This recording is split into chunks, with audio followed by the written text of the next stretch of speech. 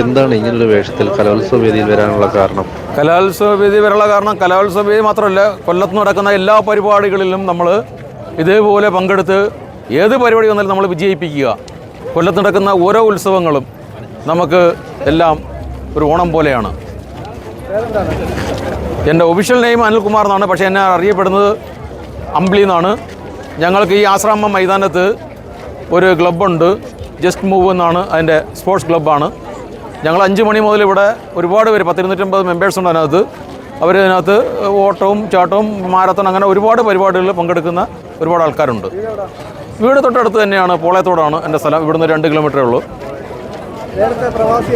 അതെ, ഞാൻ ഒരു 28 വർഷത്തോളം ഞാൻ ഒമാനിലായിരുന്നു. നമ്മുടെ ജീവിതത്തിന് നല്ലൊരു ഭാഗം ഞാൻ ചിലവഴിച്ചത് ഒമാനിലാണ്.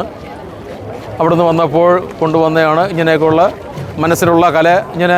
ഇങ്ങനെയുള്ള സമയങ്ങളിൽ ഇത് മാത്രം ഏത് പരിപാടി വന്നാലും നമ്മളൊരു വ്യത്യസ്ത വേഷങ്ങളിൽ ഇങ്ങനെ വരികയും അതിനകത്ത് അത് ഒന്ന് പൊഴിപ്പിക്കുകയും ചെയ്യുകയാണ് നമ്മുടെ ലക്ഷ്യം. ഈ വേഷമല്ല, പല പല വേഷങ്ങളാണ് വരുന്നത്. നമ്മൾ ഒരേ വേഷത്തിലല്ല വരുന്നത്. ഞാൻ ചിലപ്പോൾ സർദാറായിട്ട് വരാറുണ്ട്. അങ്ങനെ എല്ലാം നമുക്ക് ഇഷ്ടമാണ്. ഇതും എനിക്കിഷ്ടമാണ്. എന്നെ സംബന്ധിച്ച് ഞാൻ ഒറ്റയാനാണ്. ഞാൻ ഈ പരിപാടികളെല്ലാം ഇങ്ങനെ ഒറ്റയാനായിട്ട് നിന്ന് എല്ലാവരെയും കണ്ട് നമ്മളതിന് വേണ്ടുന്ന പ്രോത്സാഹനങ്ങൾ കൊടുക്കുക. അതുമാത്രമല്ല, നമ്മൾ ഈ കൊല്ലത്തിനെ സംബന്ധിച്ചോളം പറയുന്നുണ്ടെങ്കിൽ ഇതിൻ്റെ ഈ ചുറ്റളവ് എന്ന് പറയുന്നത് 2 കിലോമീറ്റർ 2 പോയിൻ്റാണ് ഈ ആശ്രാമം മൈതാനത്തിൻ്റെ ചുറ്റളവ്. ഇതിപ്പോൾ ഒരു പക്ഷേ മറ്റുള്ളവർക്ക് അറിയാൻ പറ്റില്ല. കേരളത്തിലെ ആദ്യത്തെ എയർപോർട്ടാണ് നമ്മൾ ഈ നിൽക്കുന്ന സ്ഥലം. ആദ്യത്തെ എയർപോർട്ടാണ് ഈ നിൽക്കുന്ന സ്ഥലം. ഇവിടെ ഇപ്പോൾ 2 ലക്ഷം പേര് വന്ന് ഇറങ്ങിയാലും ചെറിയ കടുമണികൾ നിൽക്കുന്നതൊക്കെ തോന്നത്തുള്ളൂ. അതാണ് ഇവിടുത്തെ ഇത്രയും കടുമണിയുടെ ആർക്കും തോന്നാത്തത്. കാരണം നേരത്തെ തന്നെ പല ന്യൂസുകളിലും പറഞ്ഞു, ഇത്രയും വലിയ ഓഡിറ്റോറിയം ഇട്ടിട്ട് മേളിൽ കൂടെ ഡ്രോണിൽ വഴി നോക്കിയിട്ട് ചെറിയ ഒരു സ്റ്റേജായിട്ടാണ് തോന്നുന്നത്. എന്തുകൊണ്ടാണ്? അത്രയ്ക്ക് ഏരിയ ഉണ്ട്. ലക്ഷക്കണക്കിന് ആൾക്കാർ വാഹനമായിട്ട് വന്നാലും പാർക്ക് ചെയ്യാനും അവർക്കിതെല്ലാം കണ്ട് ആസ്വദിച്ച് പോകാനുള്ള എല്ലാ സൗകര്യങ്ങളും ഈ ആശ്രാമം മൈതാനത്തുണ്ട്. ഇപ്പം മലയാളം സംസാരിക്കുന്നത്, പക്ഷേ പലരും എൻ്റെ അടുത്ത് വന്ന് ചുറ്റിക്കറങ്ങിയിട്ട് ഇത് ഒറിജിനലാണോ? അറബി അറിയാവുന്നവർ വന്നിട്ട് ഞാൻ അവരുടെ അടുത്ത് സംസാരിച്ചിട്ട് അവർക്കും ചിലപ്പോൾ മനസ്സിലായിട്ടില്ല.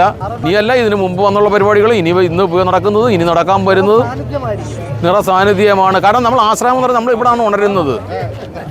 നമ്മൾ പറഞ്ഞില്ല, ഒരു 5 മണി മുതൽ നമ്മുടെ എല്ലാ ആൾക്കാരും ഇവിടെ ഈ ആശ്രാമം മൈതാനത്ത് കൂടി ചുറ്റിക്കറങ്ങിക്കൊണ്ടിരിക്കുന്ന ആൾക്കാരാണ്. രാത്രി 10 മണി വരെ പല ടൈമുകളായിട്ട് വരുന്നത്.